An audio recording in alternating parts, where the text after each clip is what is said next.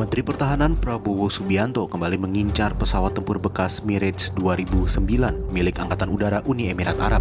Sebelumnya, 12 pesawat tempur bekas Mirage 2005 juga telah dibeli Kementerian Pertahanan dari Qatar.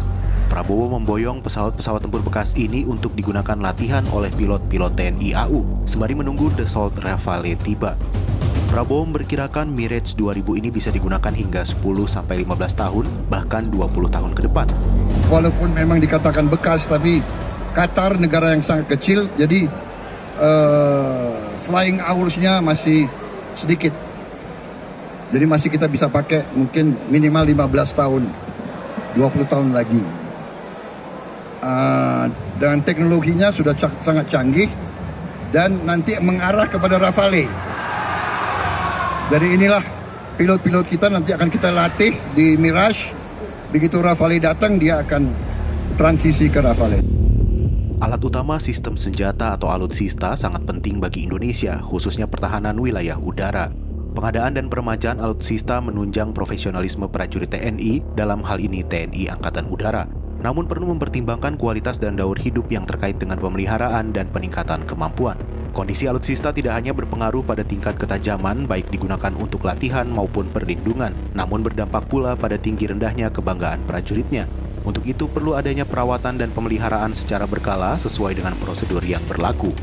Berikut adalah beberapa alutsista yang masih dan pernah menjadi kebanggaan dengan tingkat teknologi canggih yang dimiliki TNI Angkatan Udara. Pesawat tempur Hawk 200. Pesawat buatan British Aerospace Inggris ini mulai bergabung dengan TNI AU sejak 1996. Hawk 200 didesain untuk melancarkan misi air-to-ground attack atau penyerangan ke darat. Pesawat ini mampu melesat 1,2 kali kecepatan suara atau setara 1.470 km per jam dengan membawa berbagai persenjataan. Berikutnya Sukhoi Su-27 dan Sukhoi Su-30. Duo Sukhoi ini merupakan jet tempur canggih buatan Rusia. Rusia merupakan salah satu negara pemasok jet tempur super canggih di dunia, sehingga tak heran jika Sukhoi Su-27 dan Su-30 memiliki kemampuan yang mumpuni. Su-27 memiliki jarak jangkau yang jauh, persenjataan yang berat, dan kelincahan yang tinggi. Selain itu, Su-27 dirancang sebagai pesawat interceptor dan pesawat tempur superioritas udara jarak jauh. Mesin Lyulka AL-31F turbofan-nya dibalut badan pesawat yang bongsor. Dengan panjang 21,9 meter, Su-27 memiliki rentang sayap 14,7 meter dan ketinggian 5,93 meter dari permukaan tanah. Sukhoi jenis ini mempunyai kecepatan maksimal 2.500 km per jam dengan satu orang kru di dalamnya. Sedangkan Sukhoi Su-30 adalah jet tempur multifungsi yang efektif dipakai sebagai pesawat serang darat. Pesawat tempur ini mempunyai panjang 21,9 meter dengan rentang sayapnya 14,7 meter, sementara tingginya 6,36 meter yang mampu digunakan untuk 2 orang kru di dalamnya. Sukhoi Su-30 mampu melaju dengan kecepatan maksimum 2.120 km per jam dan mampu menjelajah jangkauan 3.000 km. Pesawat tempur lainnya adalah F-16 Fighting Falcon. Jet tempur satu ini produksi Amerika Serikat yang dikenal sebagai salah satu yang terbaik.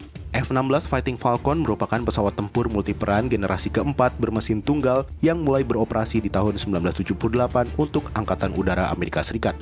Untuk dimensinya, jet tempur ini memiliki tinggi 4,8 meter, panjang 14,8 meter, dan lebar 9,8 meter, dengan berat lepas landas 16.875 kg. Kecepatan dari F-16 Fighting Falcon mencapai 2.414 km per jam, dengan jangkauan mencapai lebih dari 3.221 km, dengan ketinggian maksimal 15 km. Selain itu, TNI AU juga memiliki beberapa alutsista sebagai penunjang seperti pesawat Kasa C-212, Boeing 737, Eurocopter 725, dan AS-332, serta pesawat pengangkut seperti Hercules C-130. Juga beberapa pesawat lain yang statusnya masih dalam pemesanan diantaranya Dassault Rafale, Mirage 2005, maupun pesawat latih KAI-T-50.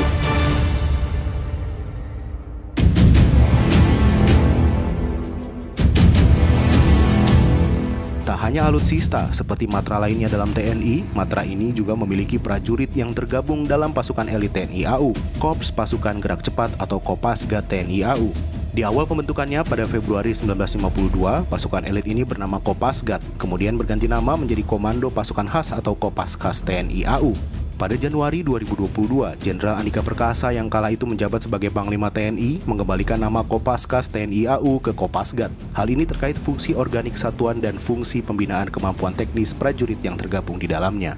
Setiap prajurit Kopasgat diharuskan minimal punya kualifikasi para komando untuk dapat melaksanakan tugas secara profesional, kemudian ditambahkan kemampuan khusus kematraudaraan sesuai dengan spesialisasinya. Dibekali dengan kemampuan komplit, Pasgat muncul jadi satuan elit yang tangguh dan andalan dalam sejumlah operasi khusus.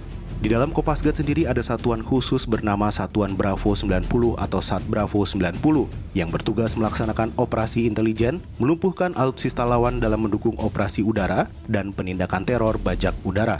Salah satu misi yang diemban oleh pasukan elit ini adalah mengendalikan dan mengamankan Bandara Komoro jelang lepasnya Provinsi Timor Timur dari NKRI.